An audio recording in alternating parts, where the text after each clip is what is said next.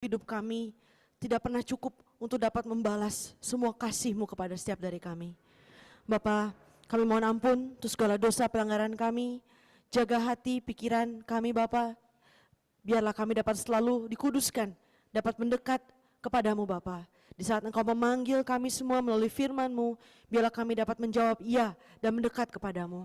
Biarlah Bapa, setiap harinya kami dapat selalu semakin mendekat, semakin hidup dalam terang dan tidak menjadi anak-anak kegelapan.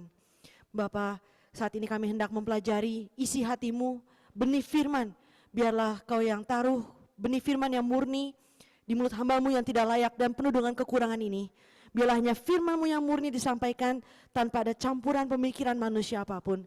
Biarlah hikmat sorgawi diberikan kepada setiap dari kami. Dan biarlah Roh Kudus membantu kami semua untuk berkonsentrasi, tidak mengantuk, sehingga tidak ada benih firman yang dicuri iblis. Dan biarlah hati kami yang keras dengan segala kekhawatiran hal-hal duniawi apapun dapat disingkirkan, digemburkan Bapak, dan diganti hanya oleh tanah hati yang baik untuk menerima benih firman-Mu sehingga dapat berakar kuat dan bertumbuh sehingga memberikan buah-buah roh yang menyenangkan hati-Mu. Bapa, di tengah akhir zaman yang semakin mencekam, semakin tidak baik-baik saja, biarlah kami hanya memandang pada firman-Mu dan hanya memegang sampai akhir iman di dalam Yesus Kristus. Hal yang kami harus khawatirkan hanyalah iman kami masing-masing Bapa. Biarlah kami serahkan seluruh acara pada malam hari ini, biarlah dipenuhi dengan kasih karunia-Mu, kemuliaan dan kedahsyatan-Mu menyertai setiap kami semua. Dan dalam nama Tuhan Yesus Kristus kami berdoa dan mengucap syukur. Amin.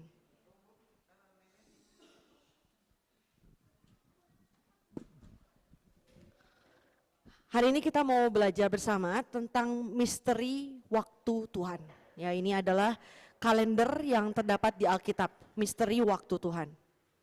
Waktu adalah unit dasar dan yang paling penting dalam kehidupan manusia. Segala sesuatu dalam hidup kita itu diatur dan ditentukan berdasarkan waktu. Jadi bagaimana kita menyusun dan mempergunakan waktu itu akan menentukan seluruh kehidupan kita. Setuju? Seperti hari ini kan, kumpul jam berapa dan bagaimana, mulai jam berapa, apa. Semua waktu yang atur hidup kita, saudara. Dikatakan di Pengkhotbah 3 ayat 1, dikatakan untuk segala sesuatu ada masanya. Untuk apapun di bawah langit ada waktunya. Jadi segala sesuatu yang terjadi Tuhan atur dengan waktu. Ya. Dalam bahasa Yunani kata waktu ada 4 kata dengan makna yang berbeda. Ya. Yang pertama adalah kronos. Kronos ini adalah waktu yang berjalan seperti waktu yang kita ada di bumi ini. Sejarah manusia, itu adalah kronos. Lalu kita tahu juga ada kairos. Kairos adalah waktunya Tuhan, ya, waktunya Tuhan. Lalu hora itu adalah waktunya iman, waktunya iman. Hora terjadi di saat kronos bertemu dengan kairos dan menjadi satu, jadi hora. Jadi waktu kita bertemu dengan waktu Tuhan sehingga kita hidup di dalam waktu Tuhan, jadilah hora, waktu iman. Setelah kita hidup di dalam waktu iman, dalam hora, kita akan mendapatkan ion. Yang keempat, ion itu adalah kekekalan. Ya, kekekalan, hasil dari hora. Nah, semua waktu ini diatur dalam kalender. Ya. Dan elemen dalam kalender itu pertama kali dicatat di 7 hari penciptaan di Kejadian 1.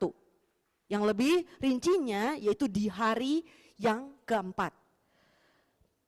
Kejadian 1, 14 sampai 19. Saya akan bacakan Kejadian 1, 14 sampai 19. Berfirman Allah, jadilah benda-benda penerang pada cakrawala untuk memisahkan siang dari malam. Biarlah benda-benda penerang itu menjadi tanda yang menunjukkan masa-masa yang tetap dan hari-hari dan tahun-tahun. Dan sebagai penerang pada cakrawala, biarlah benda-benda itu menerangi bumi dan jadilah demikian.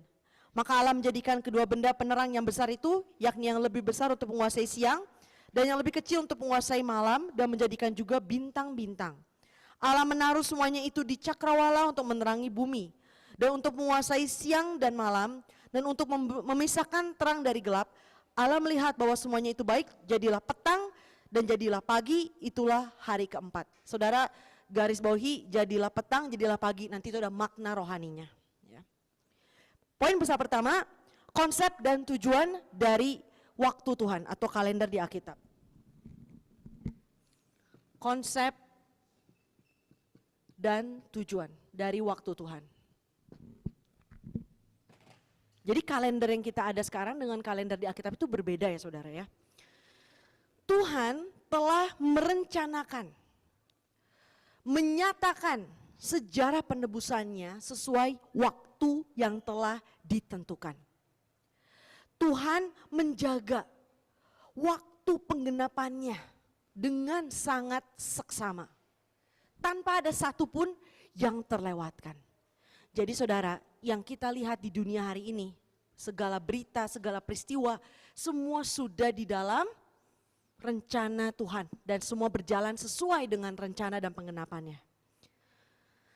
Maka oleh karena itu, susunan jadwal rencana Tuhan ini sangat penting untuk kita pelajari supaya kita dapat mengerti apa yang sedang terjadi, apa yang akan terjadi, sehingga kita bisa mempersiapkan diri kita. Kita tahu sendiri kekacauan terjadi di dunia, dikatakan di Matius 24, yang terjadi sekarang barulah awal dari penderitaan, belum puncaknya. Seperti seorang ibu yang sedang mau melahirkan, dimulai dari kontraksi kecil, sampai puncaknya sakit bersalin melahirkan.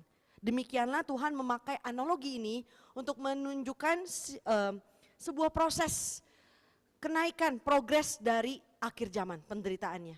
Dan yang kita sekarang baru awal dari penderitaan dengan segala tanda-tanda yang terjadi, gempa bumi di mana-mana, perang di mana-mana, chaos, kelaparan, wabah, sakit, penyakit, itu semua adalah awal dari penderitaan. Tuhan pun bilang, janganlah khawatir. Ya. Semua sudah di tangan Tuhan. Jemaat kudus harus dapat membedakan jadwal dan waktu Tuhan. Harus dapat membedakan jadwal dan waktu Tuhan agar dapat selamat.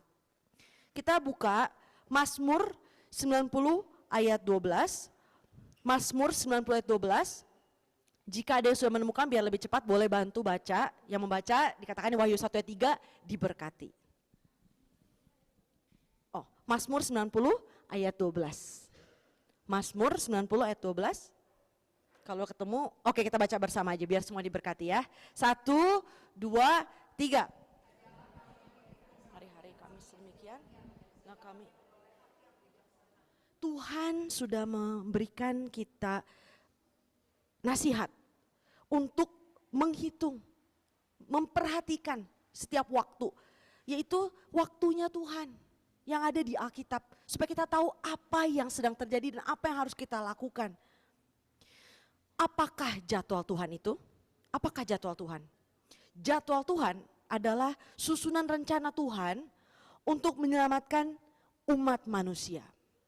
Dan ini semua diatur secara berurutan sesuai waktu yang telah ditentukan.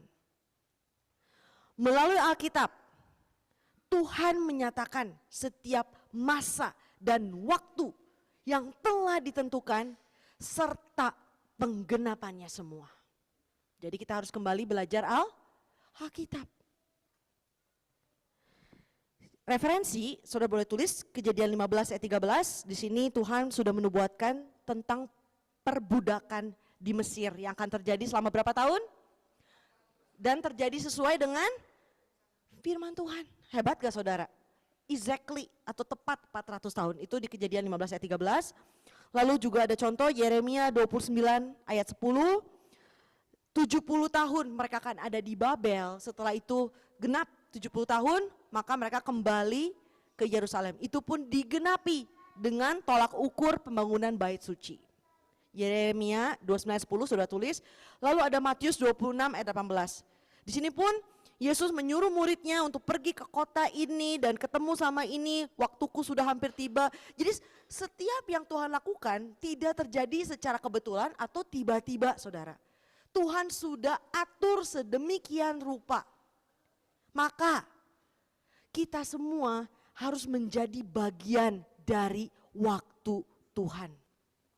Dan inilah definisi hidup berjalan bersama dengan Tuhan, yaitu hidup di dalam waktu dan kecepatan yang sama dengan Tuhan. Siapa sosok di Alkitab yang hidup berjalan dengan Tuhan dan tidak mati? Henok, terkenal ya, kita udah pasti tahu. Kalau baca sejarah penebusan itu kita pasti tahu. Henok, kita semua harus seperti Henok, saudara. Demikian, Tuhan membuat tabel waktu, kalender di Alkitab. Tujuannya apa, saudara? Tuhan atur waktu dan ada kalender di Alkitab, tujuannya memanggil kita semua. Untuk apa memanggil kita semua? Ingat kitab Imamat, bahasa Ibraninya Vaikra, memanggil kita semua dengan tujuan hidup bersama dengan kita, bertemu dengan kita dan hidup bersama dengan kita. Nah, kalau Tuhan telah menentukan waktu dan bahkan tempatnya bagi setiap dari kita, pertanyaannya, apakah saudara sedang menerima panggilannya? Atau saudara sedang mengabaikan panggilannya dan tidak berada di tempat dan waktu yang Tuhan sediakan dan tentukan? Setiap waktu yang ada, contohnya untuk kita ada ibadah, ada Bible study, ada pelayanan, ada doa, bahkan saat pribadi kita membaca Alkitab, itu semua adalah waktu dan tempat yang Tuhan telah tentukan untuk memanggil kita dan bertemu dengan kita.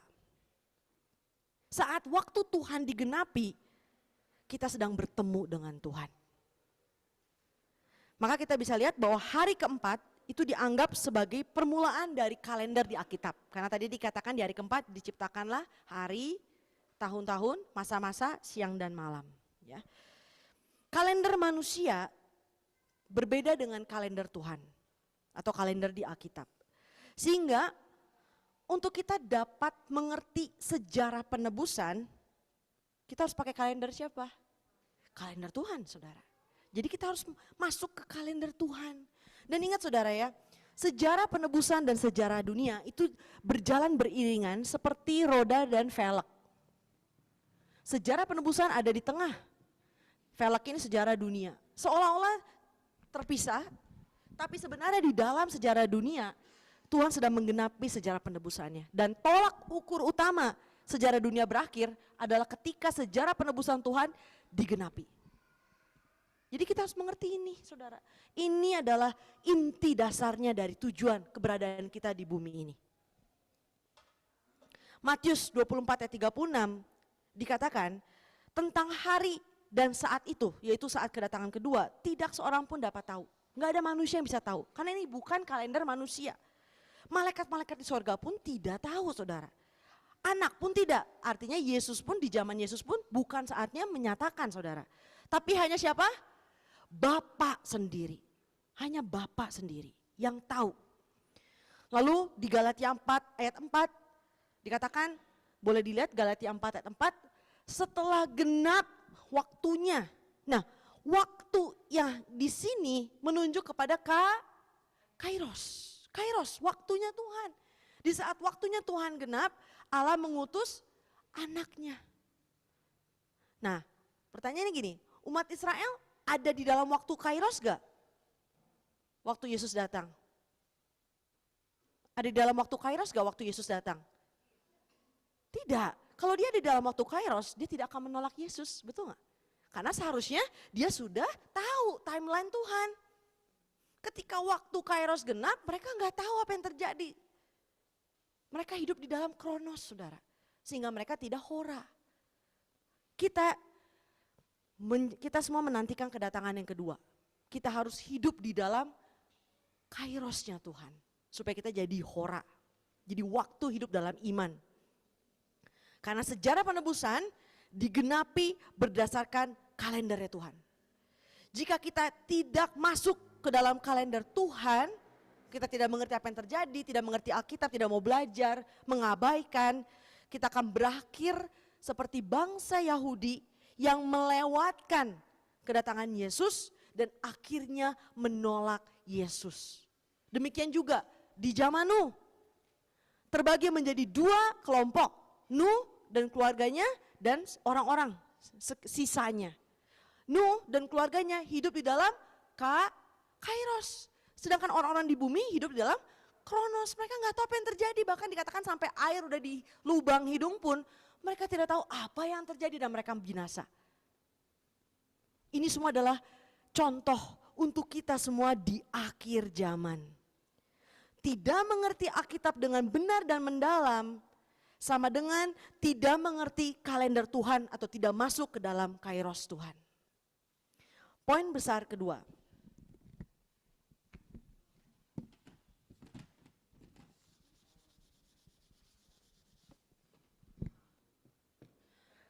Kalender di Alkitab adalah jadwal waktu Tuhan.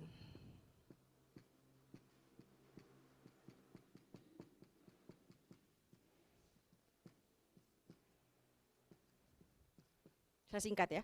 Kalender di Alkitab adalah jadwal waktu Tuhan. Ada 5 unit utama kalender di Alkitab. 5 unit utama kalender di Alkitab. Itu adalah hari, minggu, bulan, tahun, masa-masa yang ditentukan, atau perayaan,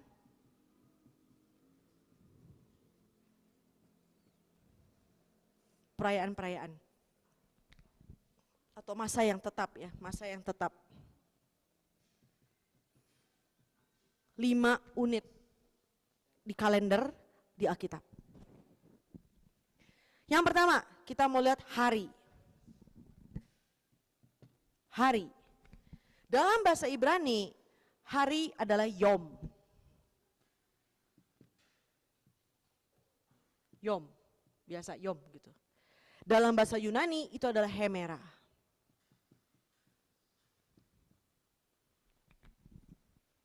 Secara astronomi, apa itu astronomi? Ilmu pembintangan ya. Secara astronomi, satu hari terdiri dari 24 jam. Ya. Ini adalah masa yang dibutuhkan bumi untuk berputar satu kali dari tengah malam ke tengah malam berikutnya. Ya. Midnight to midnight. Ya. Lalu yang kedua, secara etimologi, maksudnya bukan poin kedua ya, secara etimologi. Etimologi itu apa? Ada yang tahu nggak? Ilmu bahasa yang menyelidiki asal-usul kata serta perubahan dan maknanya. Sekali lagi, secara etimologi atau ilmu bahasa yang menyelidiki asal-usul kata serta perubahan dan maknanya. Kata Yom itu berasal dari kata hangat atau panas. Dan ini menunjuk kepada siang hari. Siang hari. Lalu kata Yom ini dikembangkan maknanya menjadi satu hari penuh. One full day, satu hari penuh. Jadi kata Yom bisa bermakna siang hari, bisa juga bermakna satu hari penuh. Ya. Itu secara etimologi.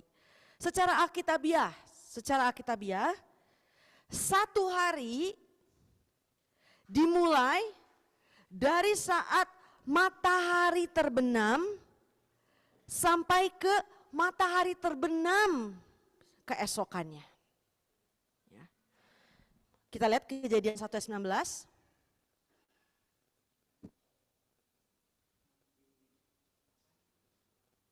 Kejadian 1 ayat 19.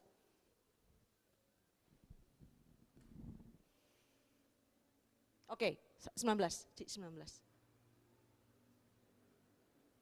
Oke, kita baca bareng ya. 1, 2, 3. Saudara perhatikan, dimulai dari apa dulu? Petang. Ini bukan kebetulan saudara, Tuhan bukan tulis secara random gitu ya. Tapi ini adalah makna satu hari di Alkitab. Petang itu dalam bahasa aslinya itu adalah erep. Dan kata erep ini artinya waktu ketika matahari terbenam atau sunset. Ya, erep. Jadi satu hari di mata Tuhan Dimulai dari Ereb, matahari terbenam, sampai matahari terbenam selanjutnya. Itulah satu hari di Alkitab. Ya.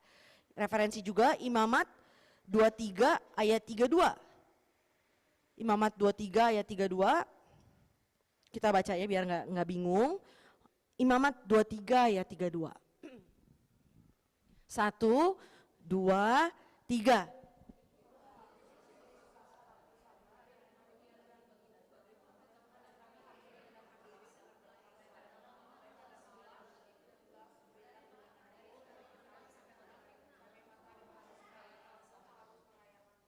Kecepatannya belum 1 ya. Jadi kenapa Alkitab memulai hari dari matahari terbenam, saudara? Karena ketika malam dan siang bersatu, barulah menjadi satu hari penuh.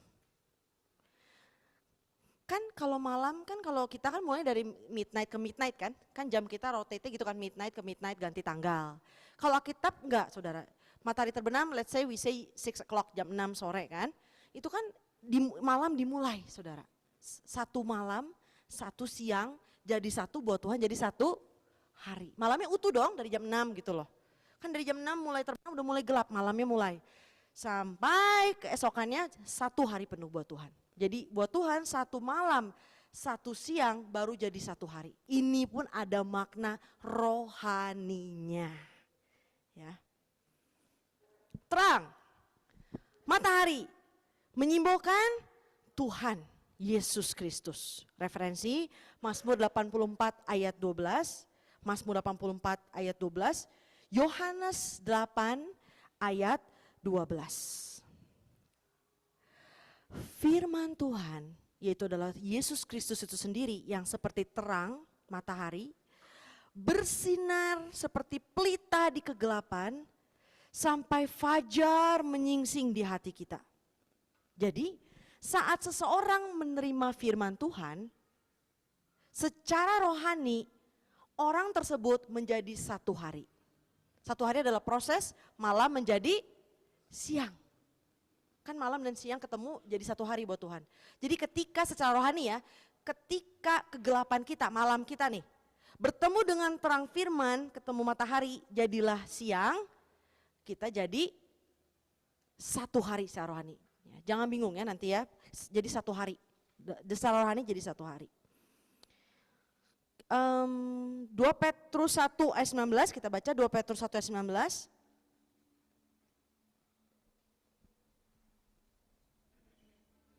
Satu, dua, tiga.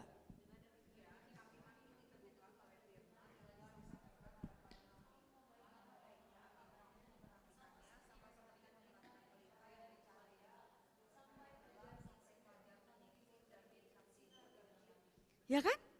Ya kan? Jadi definisi satu hari Tuhan proses matahari, bulan sebagainya, proses ini semua tuh untuk makna rohani buat kita, saudara. Hati kita sebelum ketemu Yesus semua adalah malam. Gelap, gelap gulita. Ketika mata ketemu firman, matahari terbit di hati kita. Jadi siang, yom, terang. Pertanyaannya gini, tapi setelah terima terang jadi siang, kan terbenam lagi jam 6, ya gak? Bener gak? Itulah hidup di dunia ini. Gelap, datang ke gereja, ke dunia lagi, gelap lagi, setuju? Sekarang terang nih kan, sukacita, keluar, demo lah, sesar Lembang lah, gelap lagi, macan kabur.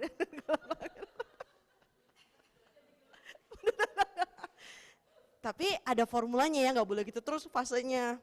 Nanti kita belajar bersama ya. Memang jadi WNI itu tough ya, berat. Yohanes 1 ayat 5 dikatakan di situ, terang itu bercahaya di dalam kegelapan dan kegelapan itu tidak menguasainya. Jadi sekali lagi, saat seseorang menerima firman Tuhan, secara rohani orang tersebut menjadi satu hari, definisi satu hari. Ya. Jadi secara urutan rohani, malam datang lebih dahulu, lalu terang bersinar jadi siang. Itu urutan rohani ya. Makanya Tuhan sengaja kalender di Alkitab itu urutan satu hari itu gitu. Dari petang jadi pagi, gitu. Dari fajar bersinar gitu. Kita lihat bersama 1 Tesalonika 5 ayat 5. Makanya banyak di Alkitab pakai analogi malam, siang. Kalau siang ini bahasa Inggris itu lebih enak saudara, day. Ya, day. Kalau di Indonesia siang, ya sebenarnya bisa aja sih yom kan, siang atau satu hari. Tapi kalau di Inggris dia pakai definisi satu hari, day. Ya. Oke, karena gini, kalau masih ada malam terbenam lagi jadi nggak one day kan, jadi selalu jadi 2 day, 3 day terus jadi nggak pernah jadi one day. Makanya di surga ada malam nggak? Karena selalu one day. Nanti kita bahas ke situ. Yuk kita baca bersama ya, 1, 2, 3. Ci, 1 Tesalonika 5 ayat 5. 1 Tesalonika 5 ayat 5. Saya salah ngomong kayaknya. 1, ya. Mau baca bareng? 1, kecepatannya sama ya. 1, 2, 3. Harus kayak kur.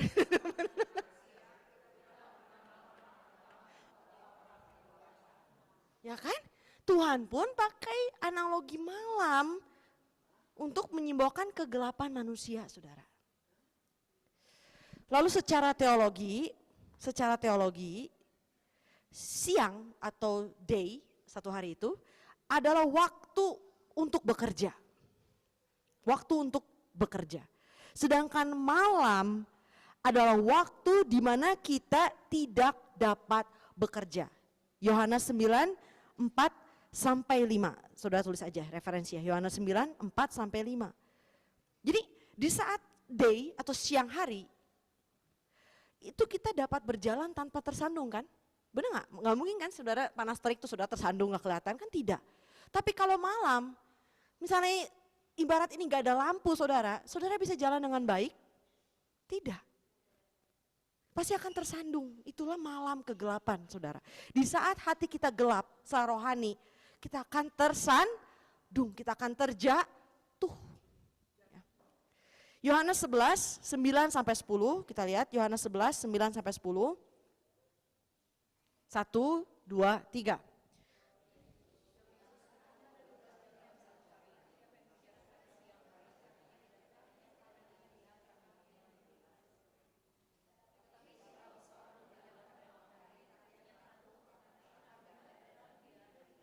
Jadi banyak analogi tentang siang dan malam saudara. Jadi Tuhan pun ciptakan siang dan malam untuk makna rohani untuk kehidupan iman kita saudara. Supaya kita mengerti dari ciptaan. Kegelapan datang ketika matahari terbenam, betul gak? Sebenarnya kan buminya di sini-sini aja kan? Kitanya yang berputar, nanti ada matahari, nanti nggak ada gitu.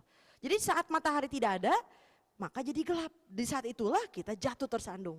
Di saat firman Tuhan tidak ada dalam hati kita meninggalkan firman Tuhan, kita meninggalkan Tuhan, kita meninggalkan gereja, kita menjadi gelap saudara. Dan akan tersandung. Jadi jangan pernah.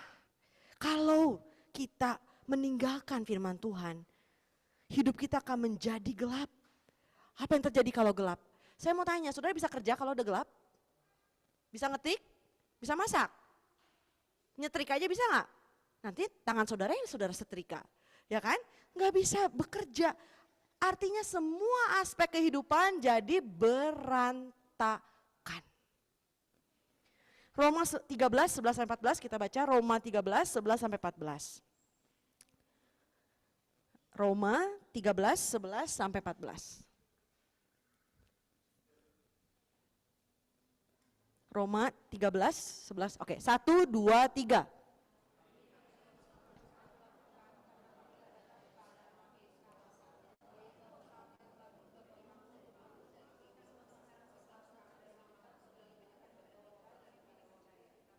Dua belas.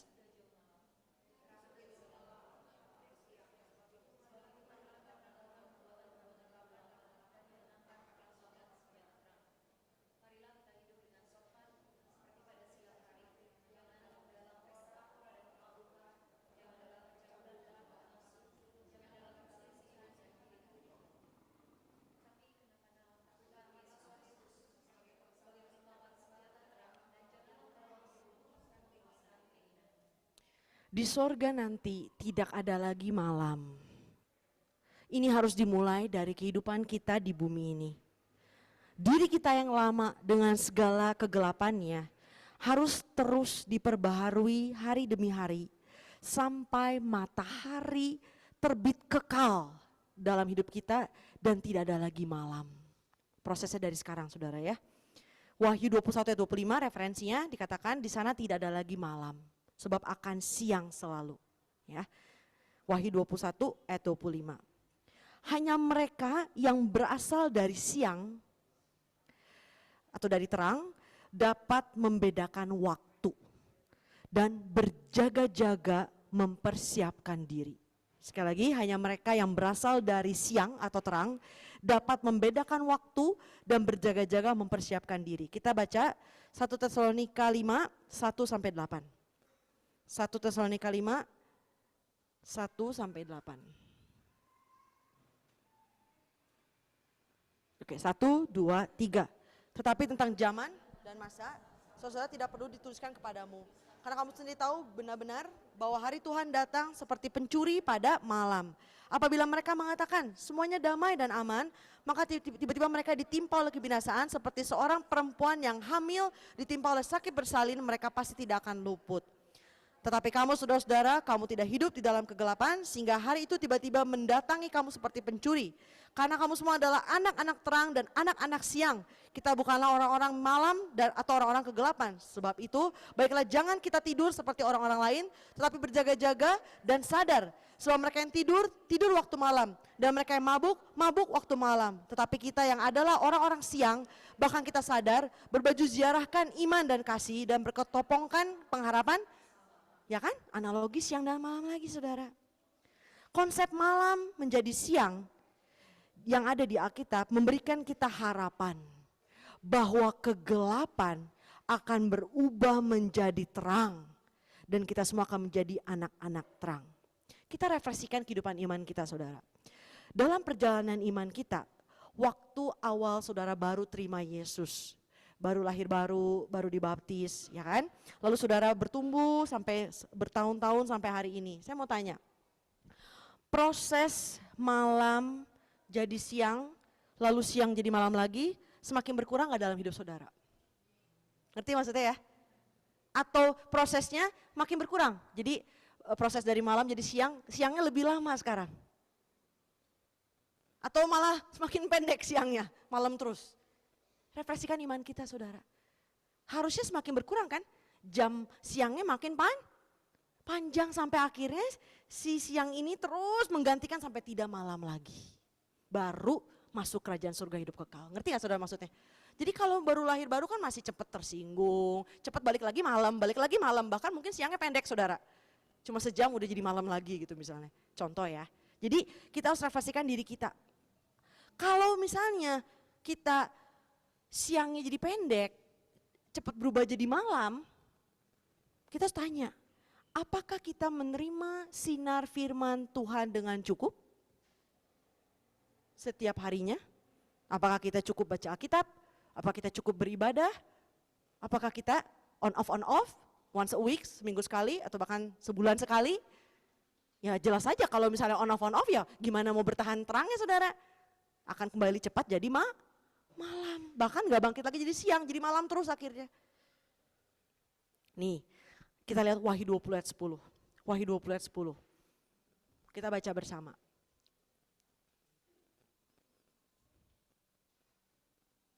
Satu, dua, tiga. Dan iblis yang menyesatkan mereka dilemparkan ke dalam lautan api dan belerang, yaitu tempat binatang, dan nabi palsu itu. Mereka disiksa. Saudara perhatikan, kalau di kerajaan sorga nggak ada lagi kalau di luar Yerusalem baru atau di luar sorga, siang dan malamnya ada terus selamanya begitu, saudara. Jadi kalau kita hidup terus masih siang malam, bisa masuk Yerusalem baru nggak, saudara? Masuknya kemana? Siang malam. Neraka, saudara. Semua dari kita, ya. Semua dari kita. Yang kedua, minggu. Dalam bahasa Ibrani adalah sabua, Dalam bahasa Yunani, sabaton.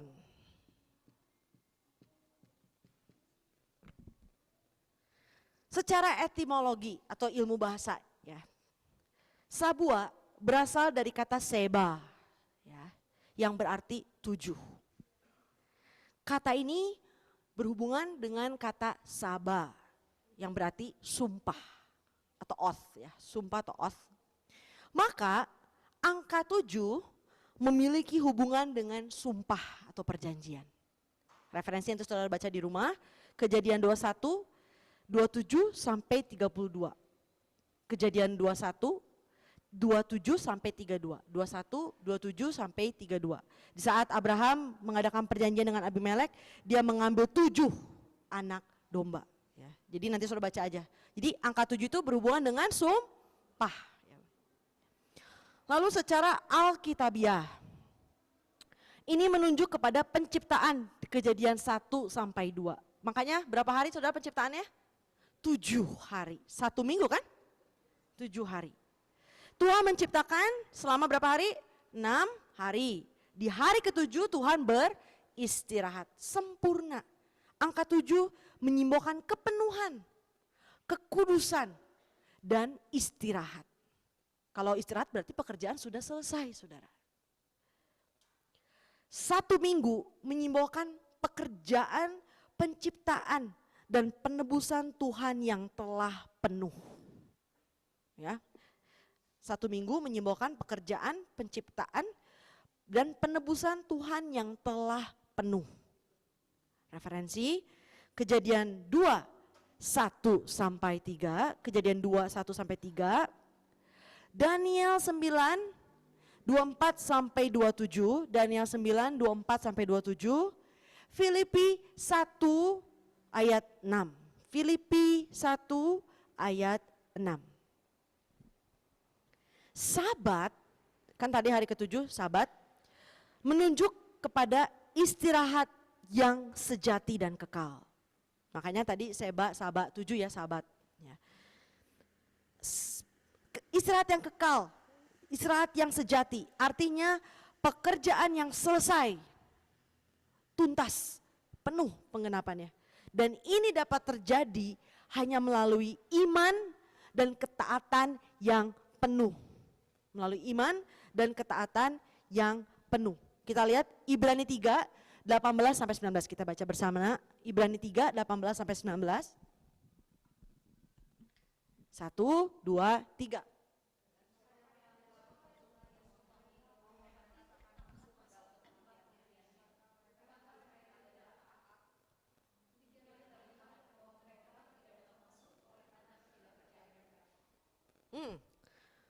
Taat dan iman atau percaya baru bisa masuk ke peristirahatan. Ini pun sabat, saudara ya. Day, 1 hari peristirahatan yang kekal.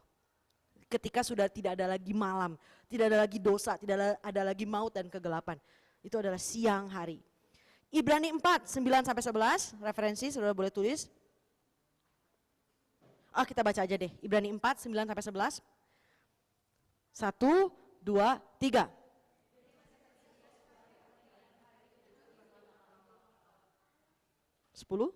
Sebab barang siapa telah masuk ke tempat perhentiannya, ia sendiri telah berhenti dari segala pekerjaannya, sama seperti Allah berhenti dari pekerjaannya. 11. Karena itu baiklah kita berusaha untuk masuk ke dalam perhentian itu, supaya jangan seorang pun jatuh karena mengikuti contoh ketidaktaatan itu juga. Hari Sabat, hari ke-7, hari Tuhan. Untuk kita hari ini, dulu di zaman perjanjian lama sebelum Yesus bangkit adalah hari Sabtu. Tapi setelah Yesus bangkit, hari ke-7 menjadi hari Minggu, hari kebangkitan Tuhan. Menang atas maut dan menggenapi hukum Taurat. Itulah yang kita jaga setiap hari Minggu dengan beribadah di tempat yang Tuhan telah tentukan. Ini semua ibadah kita setiap hari Minggu adalah latihan mempersiapkan kita untuk masuk ke hari Sabat yang kekal. Sekali lagi, sebagai apa? Latihan. Jadi kalau saudara dari hari Minggu aja udah grumpy atau udah komplain bersungut-sungut, gimana mau masuk ke hari Sabat kekal, saudara? Beribadah tidak ada kasih karunia, isinya cuma komplain, mengeluh, hati gak damai, dalam kondisi malam terus, saudara. Gimana mau masuk ke Sabat kekal nanti? Karena yang terjadi di gereja di setiap hari Minggu kita jaga ibadah adalah gambaran dari kerajaan sorga. Yang dimana seharusnya kita terima kasih karunia dan damai di hari Tuhan, saudara. Pendeta senior berkata seperti ini, dari salah satu khotbahnya, jika tidak menjaga hari ketujuh ini, atau hari Tuhan, di mata Tuhan orang tersebut seperti pencuri, mencuri harinya Tuhan. Dan tidak ada hal yang baik, semua akan hancur berantakan di segala aspek. Kita mau lihat, saudara mau seperti itu, amit-amit jangan ya saudara ya.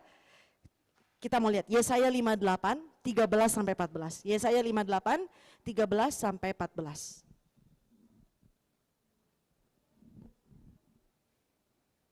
Satu, dua, tiga.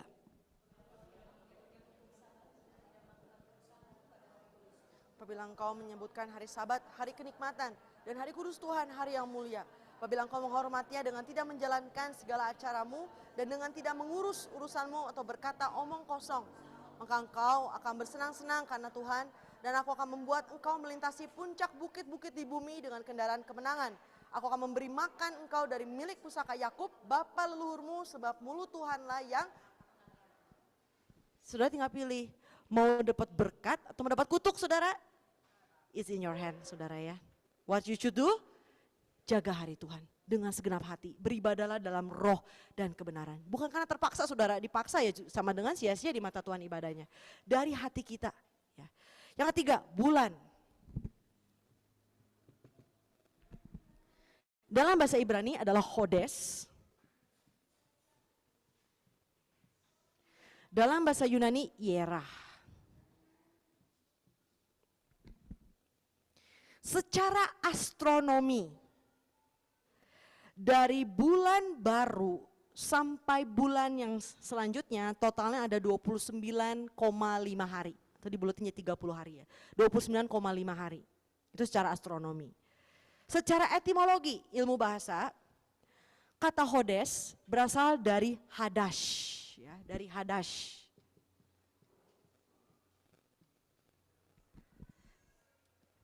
Yang berarti membuat menjadi baru. Membuat menjadi baru. Pada asalnya kata ini memiliki makna bulan yang baru atau new moon. Bulan yang baru atau new moon.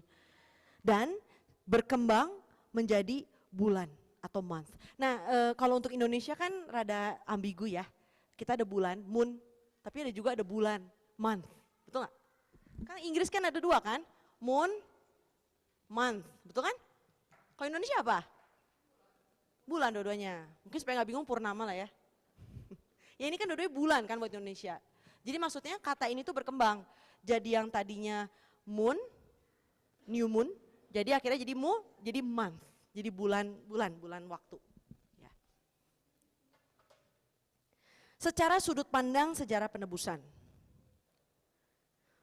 Sudut pandang sejarah penebusan, bulan adalah penerang bagi pengembara di malam hari. Jadi di malam kan yang nerangin kita kan bulan saudara ya. Tapi bulan ini karakternya itu pasang dan surut. Artinya apa? Nanti ia menguat, nanti ia melemah. Nanti ia naik, nanti ia jatuh. Ya kan nanti paling terang bulan purnama. Lama-lama makin tipis bulan sabit. Jadi dia naik turun gitu loh. Kalender umat Israel itu ditentukan dari atau oleh bulan yang baru. Kalender umat Israel ditentukan oleh bulan yang baru. Kita lihat Mazmur 104 ayat 19. Mazmur 104 ayat 19. Jadi mereka pakai siklus bulan saudara ya, kalender bulan. Bukan kalender bulan, maksudnya mereka pakai bulan yang baru sebagai menentukan kalender mereka. Kita lihat Mazmur 104 ayat 19, 1, 2,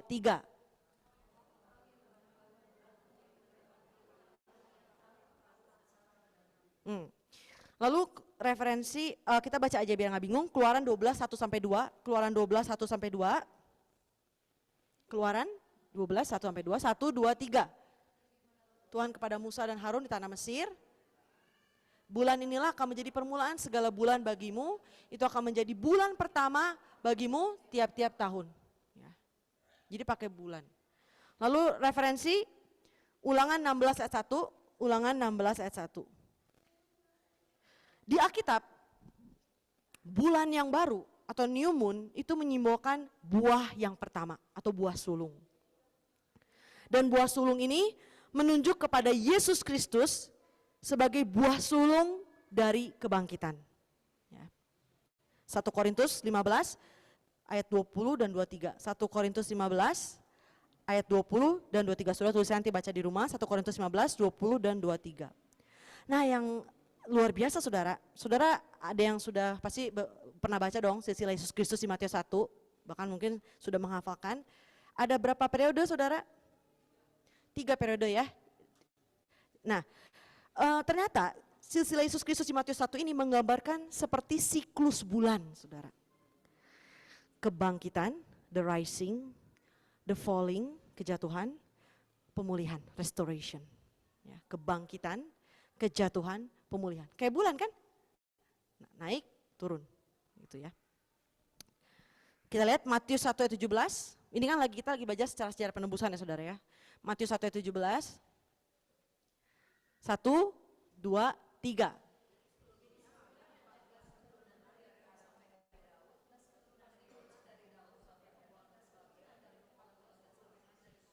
Ya kan? Naik kan? Dari Abraham, eksklamasi ke Daud kan? Terus dia turun kan? Penembuangan ke Babel, turun kan? Terus dipulihkan. Yesus Kristus. Ngerti kan maksudnya ya? Seperti siklus bulan saudara. Pada akhirnya Tuhan sendirilah yang akan datang menggantikan bulan dan matahari. Menjadi terang yang kekal dan sejati. Jadi kalau Tuhan sudah datang, siklus naik turun ini akan berakhir ya tadi, nggak jadi lagi malam siang lagi saudara. Yesaya kita baca, Yesaya 60 19 sampai 20, Yesaya 60 19 sampai 20. Yesaya 60 19 sampai 20. Ya, 1 2 3. Bagimu matahari tidak lagi menjadi penerang pada siang hari dan cahaya bulan tidak lagi memberi terang pada malam hari. Tetapi Tuhan akan menjadi penerang abadi bagimu dan Allahmu akan menjadi keagunganmu. Bagimu akan ada matahari yang tidak pernah terbenam dan bulan yang tidak surut. Sebab Tuhan yang menjadi penerang abadi bagimu dan hari-hari perkabunganmu akan, tuh kan, ya kan? Jadi kalau nanti di surga udah gak ada malam ya artinya bulan pun udah gak ada saudara. Semua Tuhan ganti dengan terang kekal surgawi. Referensi Wahyu 21 ayat 23. Dikatakan di kota itu Yerusalem baru tidak memerlukan lagi matahari dan bulan. Tidak ada lagi siklus naik turun dalam hidup kita. Selalu terang saudara ya. Yang keempat tahun. Tadi ya Wahyu 21 ayat 23 ya. Wahyu 21 ayat 23. Tahun dalam bahasa Ibrani itu sana. Sana. Dalam bahasa Yunani itu adalah ethos. Secara astronomi, ada yang tahu gak bumi berputar mengitari matahari berapa hari? 365 hari. Lebih precise-nya atau lebih detailnya 365,24 hari. Ya. Yang kita pakai kalender kita, yaitu kalender solar. Solar calendar. Secara etimologi atau ilmu bahasa, kata sana itu artinya untuk berubah. Untuk berubah. Ethos menunjuk kepada perubahan musim. Sana artinya untuk berubah, ethos dengan bahasa Yunani menunjuk kepada perubahan musim. Kita lihat secara alkitabiah. Musim-musim yang terjadi, ada berapa musim saudara? 4, kita cuma 2 kan. Kalau negara yang kayak contoh Jepang gitu ya, Amerika itu ada 4, Eropa. Nah musim-musim ini terjadi setelah apa? Air bah. Ya. Sebelum air bah, buminya satu suhu semuanya saudara. Ya. Setelah air bah terjadi, kerusakan ekosistem karena air bah, cuacanya jadi ekstrim. Jadi panas banget, dingin banget. Kita lihat kejadian 8 ayat 22. Kejadian 8 ayat 22. Karena saudara tahu gak, gara-gara air bah, buminya rada miring. Menyebabkan jadi nggak satu ini lagi, garis porosnya nggak tegak lagi. Jadi dia lebih condong kadang dekat lebih ke matahari, kadang lebih jauh dari matahari. Jadi dinginnya ekstrim, panasnya ekstrim gitu. Kita lihat 1, 2, 3.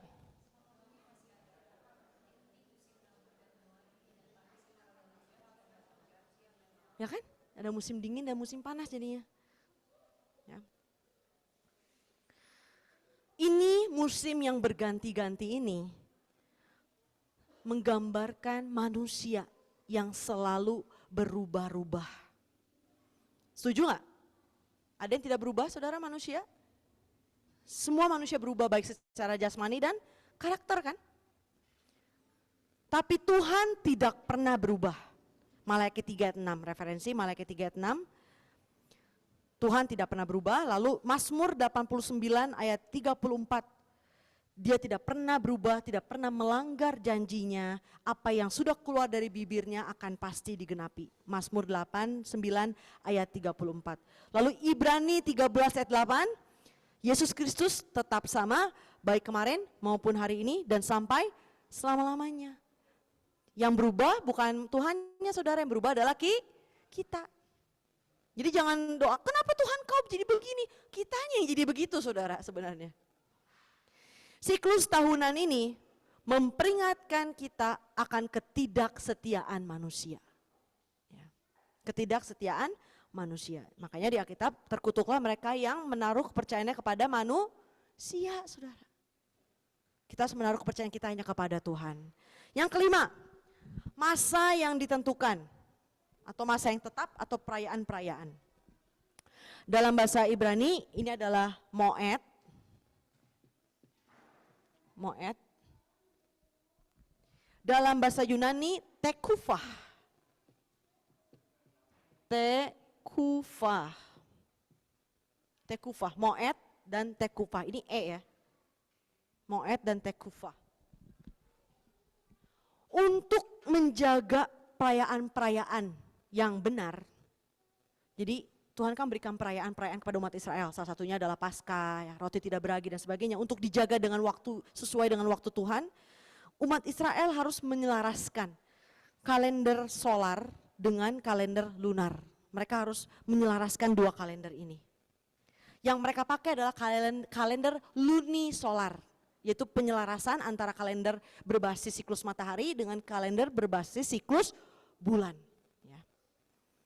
Malaki 4 ayat 2, saudara boleh tulis sebagai referensi, Malaki 4 ayat 2. Kalau tadi kalender solar, yaitu lamanya bumi mengitari matahari 365, kalau gitu kalender lunar atau kalender bulan itu berapa hari, ada yang tahu?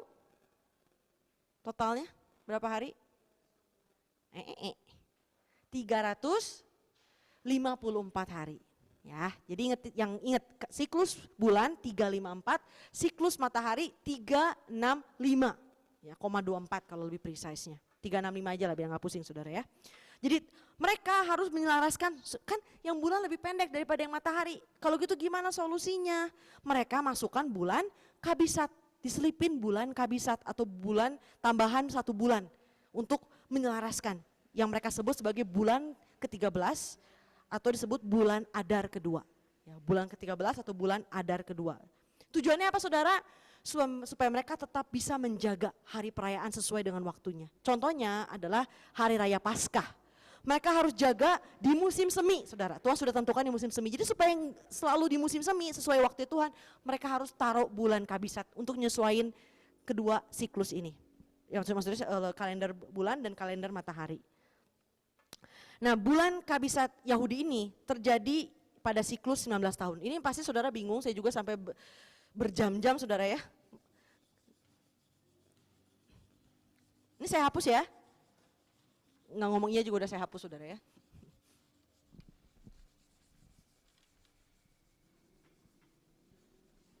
Jadi mereka pakai siklus 19 tahun, artinya apa?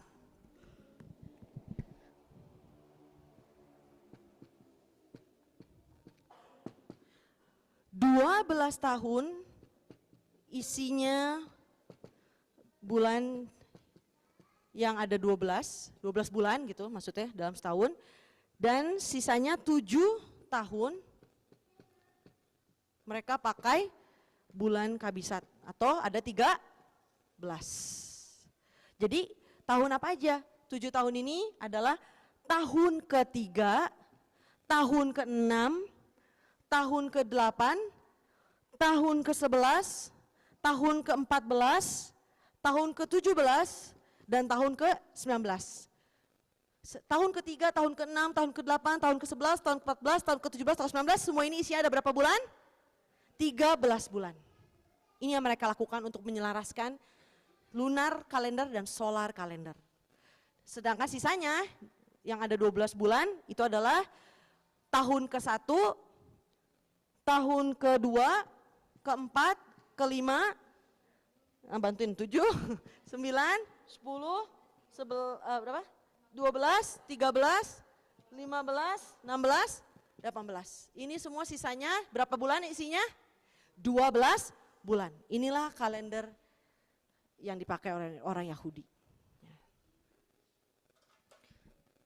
Perayaan-perayaan yang Tuhan tentukan sebenarnya adalah kesempatan bagi umat Tuhan untuk menyesuaikan dengan jadwal waktu Tuhan. Sudah ingat ada tahun Yobel, tahu kan? Itu pun nanti ada pelajaran sudah ya, suatu hari kita bisa belajar ke situ. Saudara boleh tulis Keluaran 23, 14-17, referensi perayaan-perayaan yang Tuhan tentukan. Keluaran 23, 14-17, perayaan-perayaan yang Tuhan tentukan. Yesus memperingatkan bahwa jika kita tidak hidup menyesuaikan dengan jadwal waktu Tuhan, maka akhir zaman akan sangat menyengsarakan untuk orang tersebut. Ya. Matius 24 ayat 20, Matius 24 ayat 20.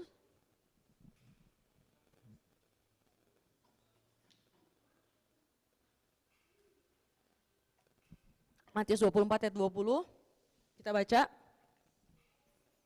1, 2, 3.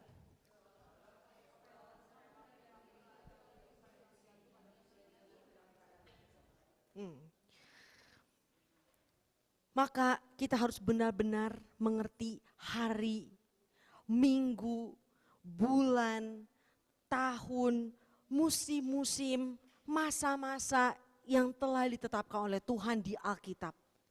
Agar kita dapat mengerti apa yang Tuhan akan lakukan dan kita dapat mempersiapkan diri. Pendeta Sino pernah berkata, kalau kita mengerti timeline-nya Tuhan atau timetable-nya Tuhan atau jadwalnya Tuhan, semua yang terjadi di depan saudara, semua kesengsaraan itu akan seperti film. Jadi saudara udah tahu, oh ini akan terjadi. Jadi saudara nggak ada rasa, kenapa? Tidak, udah tahu ini begini, ini begini, ini begini. Semua akan seperti film saudara. Yang harus kita takut dan khawatirkan hanya satu hal. Bukan yang, gimana ini, aduh ini gimana ini, aduh ini terjadi, itu bukan itu semua saudara. Hanya satu hal, apa? Iman kita. Karena ketika anak manusia datang kedua kalinya apa yang dia cari? Iman. Semua yang terjadi, makanya Tuhan bilang di Matius 24, kamu akan mendengar rumor kan? Perang ini, perang itu, semua rumor. Yesus berkata jangan takut, jangan khawatir saudara. Justru kita kalau kita tahu, kita cuma lihatnya kayak film saudara. Amin? Gak gampang tapi itulah kalau kita hidup dalam Tuhan ya begitu udah tahu Tuhan baik saudara. Tuhan kasih tahu ke kita kalau kita masuk ke dalam kalender Tuhan. Lihat Nuh, apakah waktu Nuh lihat bahtera dia pingsan? Dia panik? Dia sudah siap saudara. Dia hidup di dalam kairos, dia tahu timeline Tuhan. Bahkan sebelum air bah datang, ketika bahtera sudah siap, Tuhan datang kepada Nuh dan berkata apa? Dalam 7 hari aku akan menurunkan air bah. Nuh dikasih tahu exact date-nya, tanggal pastinya saudara. Jadi Nuh kan gak khawatir, gak panik kan saudara. Tapi orang yang lain, apa yang terjadi? Mereka semua mati saudara. Lukas 21 ayat 26 dikatakan, di akhir zaman banyak orang akan mati karena ketakutan. Kenapa mati karena ketakutan? Karena tidak mengerti apa yang terjadi, tidak berada di dalam kalendernya Tuhan. Gak tahu apa yang terjadi, apa yang dipersiapkan. Kesimpulan, hari kedatangan Tuhan, hari kiamat itu sudah ditentukan oleh Tuhan sejak permulaan. Akan ada detik, menit, jam, hari, tanggal, bulan, tahun untuk hari tersebut. Setuju gak? Akan ada harinya saudara. Exact momennya, detiknya semua akan ada, saudara. Matius 24 ayat 37 tadi. Dikatakan di akhir zaman, kedatangan anak manusia akan seperti zaman Nuh. Nuh dikasih tahu, 7 hari kemudian air bah akan datang setelah bahtera selesai. Makanya Nuh tidak takut, saudara. Dia sudah siap. Kejadian 7 ayat 4, sudah boleh tulis sebagai referensi, Kejadian 7 ayat 4. Demikian pula akhir zaman kita, saudara. Di dalam dunia ini, nih ya saudara, dalam dunia ini, semua peristiwa harus terjadi lebih dahulu. Baru masa dan waktu ditandain oleh manusia, ngerti gak maksudnya? Perangnya terjadi dulu, baru disebut perang dunia 1, ngerti gak? Terus terjadi perang lagi, baru dinamain perang dunia 2. Dan manusia gak bisa melihat apa yang akan terjadi kan maksudnya. Jadi tunggu peristiwa terjadi dulu, baru mereka bisa menamakan peristiwa itu gitu loh. Mereka baru bisa mengenang peristiwa tersebut. Tapi Tuhan sebaliknya, saudara. Sebelum peristiwa itu terjadi, Tuhan yang sudah menamakan dan menentukannya terlebih dahulu. Hanya Tuhan yang bisa melakukan ini semua. Kisah 1 ayat 7, kita lihat Kisah 1 ayat 7. Kita baca 1, 2, 3.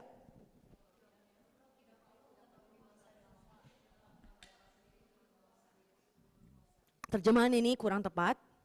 Ini kan seolah-olah jadi saudara kayak ya nggak usah cares lah, nggak usah tahu gitu. Apakah maksudnya jadi nggak usah mempelajari waktunya Tuhan? Terjemahan aslinya, and he said to them, atau terjemahan English ini NKJV, it is not for you to know times or season which the Father has put in his own authority. Jadi bukan kedaulatan kita atau bukan lingkup kemampuan kita untuk tahu waktunya Tuhan. Ngerti ya saudara? Maksudnya seperti itu ya, jadi jangan salah mengerti. Lalu kita lihat Daniel 2 ayat 21. Daniel 2 ayat 21. Sibuk ya Cipani. Banyak ayat. Banyak ayat, gak apa-apa ya. Supaya kita selalu biblical saudara. Daniel 2 ayat 21 kita baca. 1, 2, 3.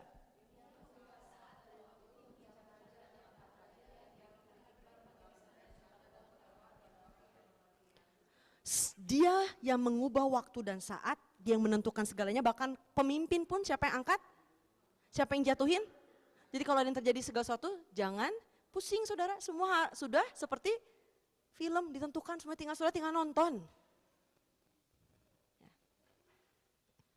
Waktu dan peristiwa semua di tangan Tuhan, di kedaulatan Tuhan. Tidak ada yang dapat mengubah dan mengetahuinya. Tadi contohnya perbudakan di Mesir. Kok Tuhan bisa nubuatin 400 benar terjadi 400 tahun? Kalau bukan Tuhan siapa yang bisa begitu saudara?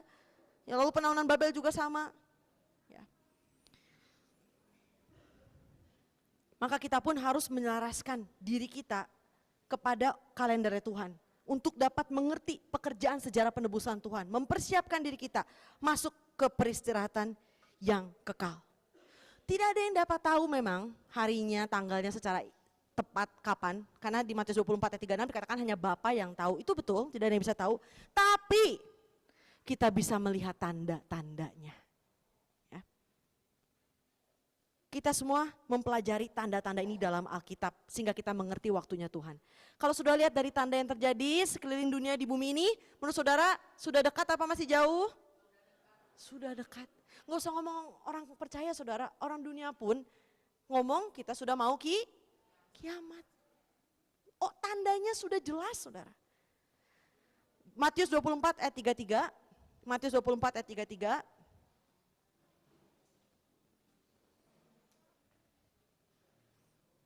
Matius 24 ayat 33. 1, 2, 3.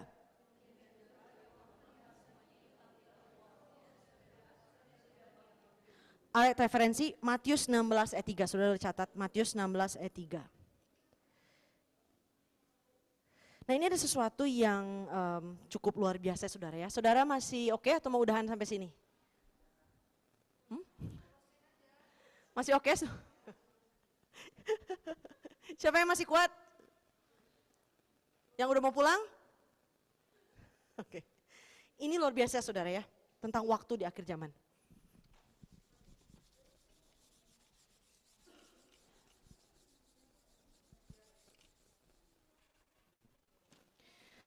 Kita lihat Daniel 12, 11-13. Daniel 12, 11-13.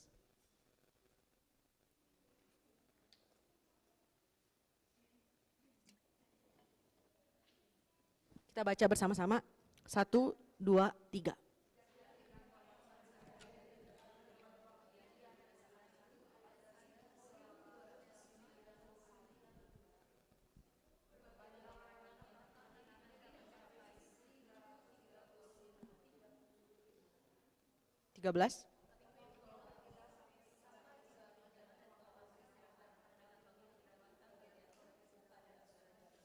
Tuhan pakai elemen hari dan angka di sini untuk kasih kita hint tentang waktu akhir zaman.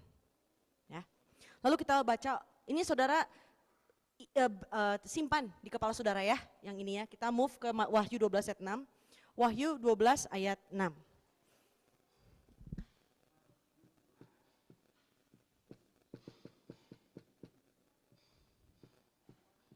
Satu, dua, tiga.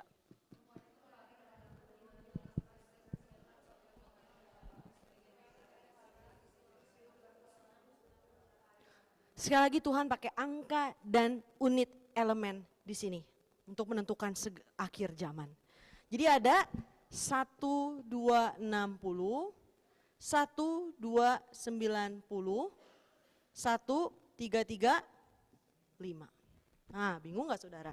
Ini semua kan kode kan, simbol yang Tuhan berikan untuk kita mengerti. Kalau kita nggak ngerti ini gimana saudara? Untuk tahu apa yang akan terjadi. Nah dikatakan Wahyu 12 ayat 6 ada 1260 hari. Kita sudah sering mempelajari ini. Kalau kita bagi 30 ya kan, lalu kita bagi 12 kita dapat 3,5 tahun. Ini kan satuannya hari ya, tapi saudara jangan ambil secara hurufiah ya. Ini bukan secara hurufiah saudara hitung 1260 hari. Ini adalah simbolik, oke? Di sini jadi kalau kita hitung secara simbolik jadi 3,5 tahun atau masa.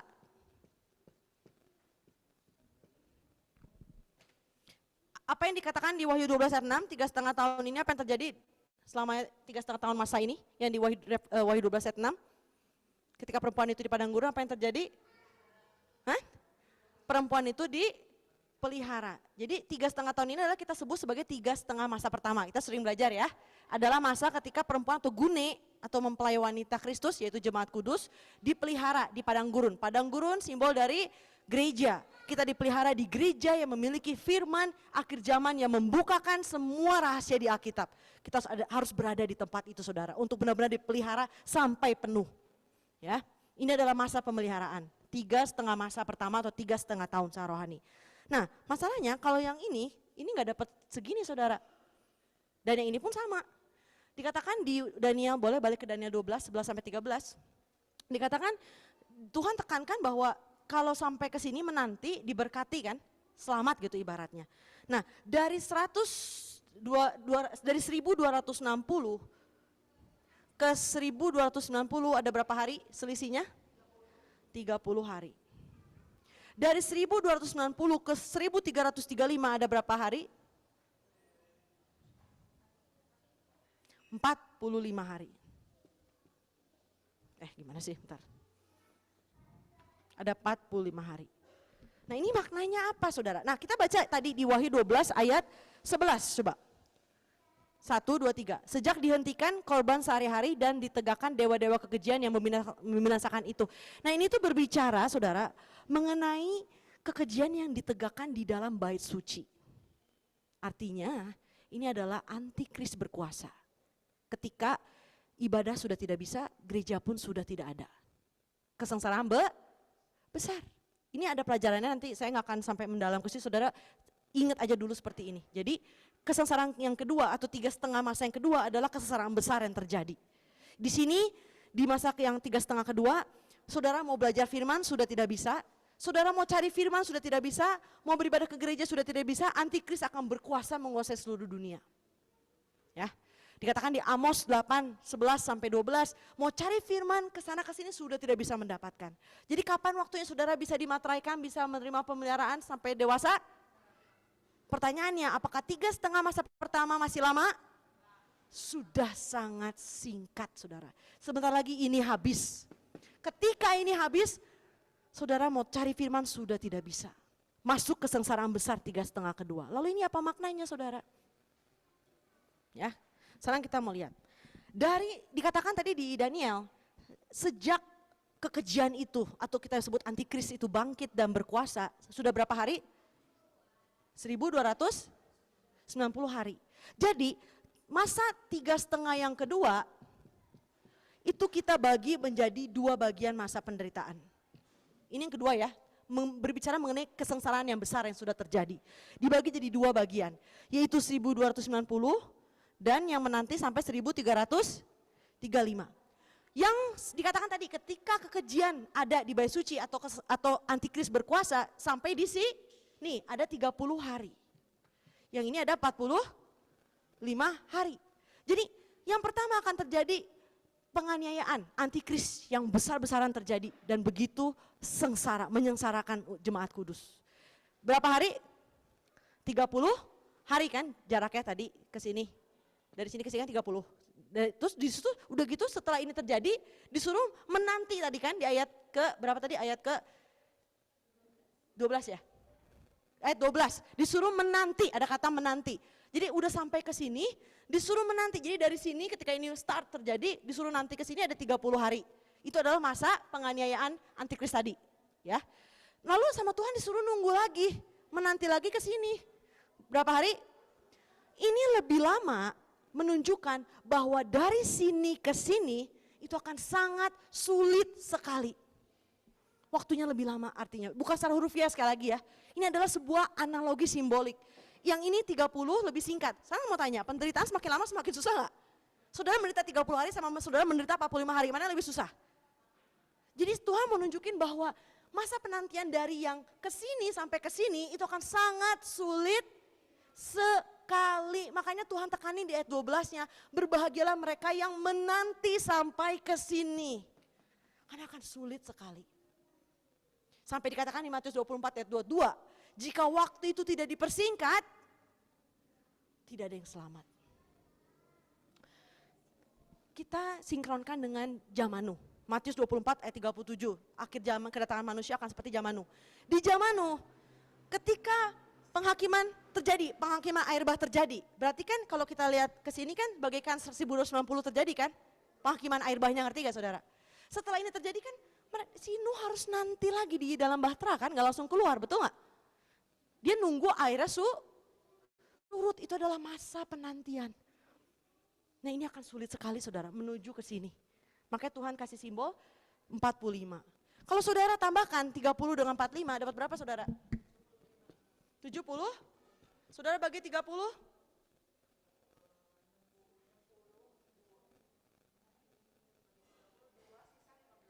2 dipersingkatkan, harusnya kan 3,5 yang kedua. Tapi yang kedua jadi 2,5, Tuhan potong.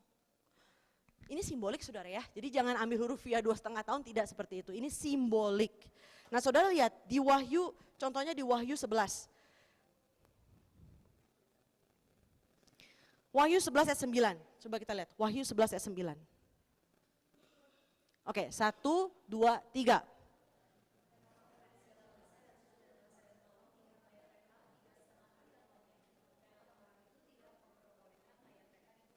Jadi penganiayaannya terjadi kan, si 2 saksi itu mati kan, dibunuh-bunuhin kan. Lalu boleh langsung dikubur gak? Suruh ngapain? Ditunggu kan, berapa lama?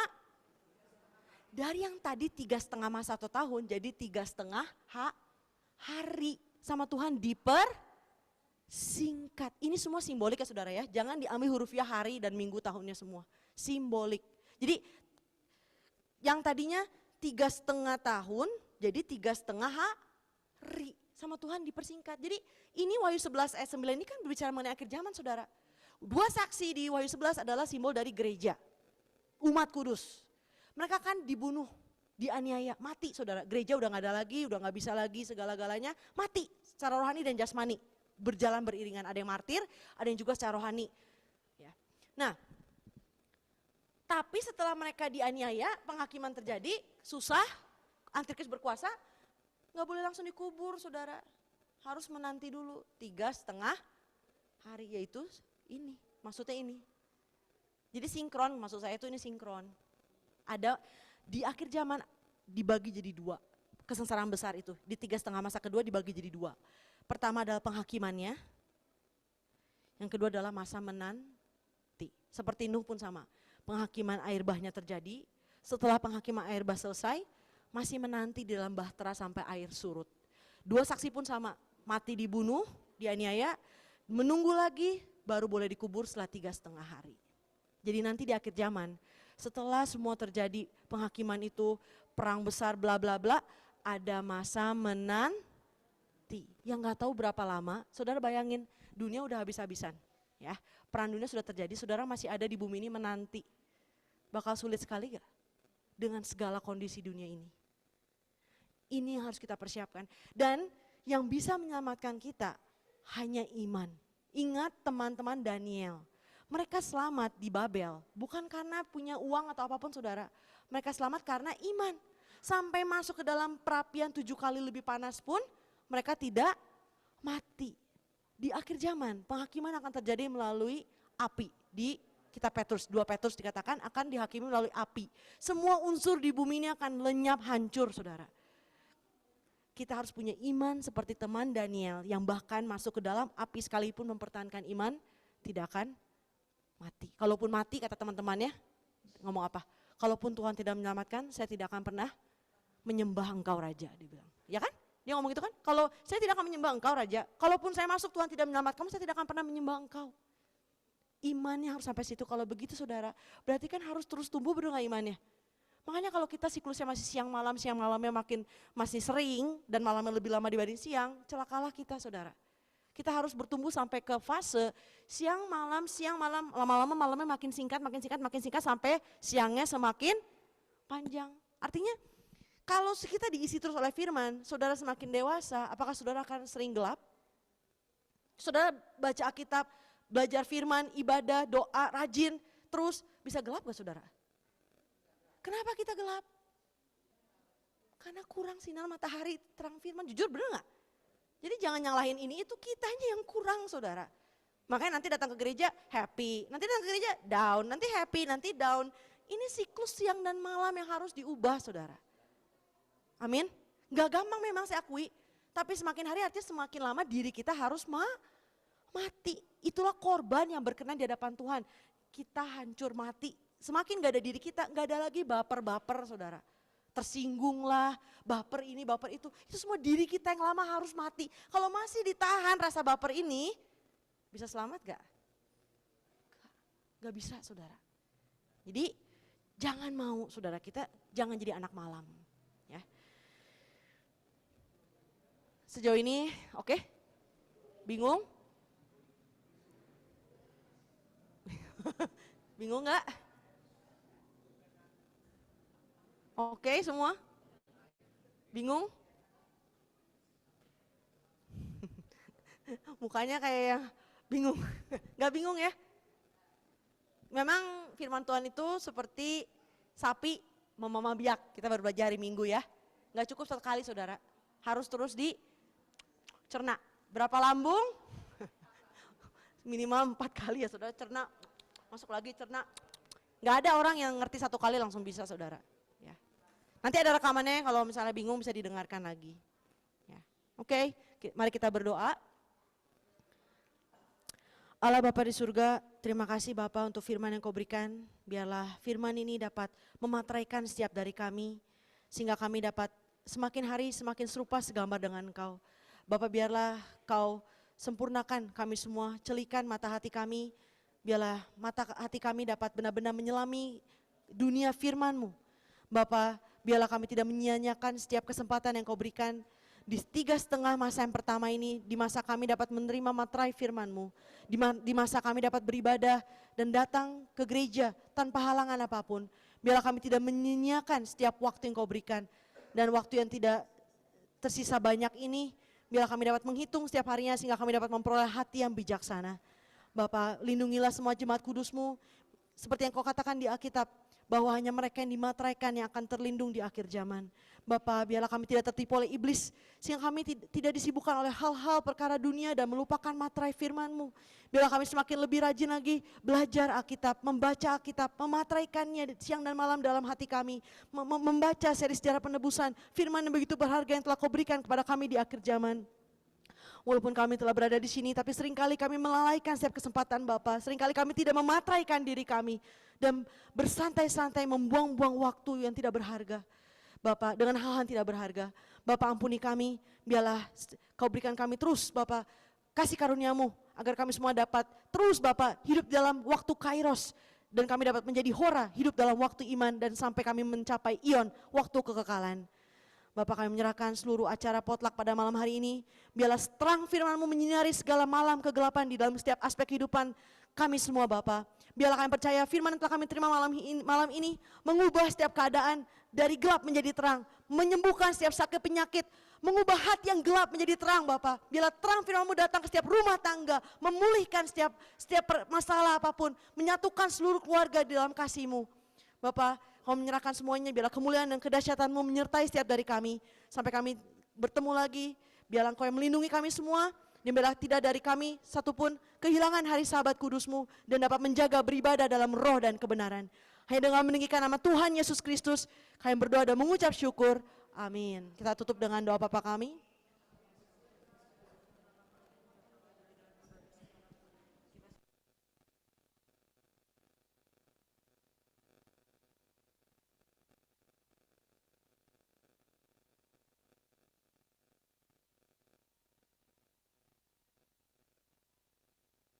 Satu hal saudara, kenapa ini penting 1290 atau 335? Nanti kalau itu sudah terjadi, segala perang penganiayaan, itu saudara di saat penantian itu, kalau saudara nggak tahu ada masa penantian, saudara akan gelap betul.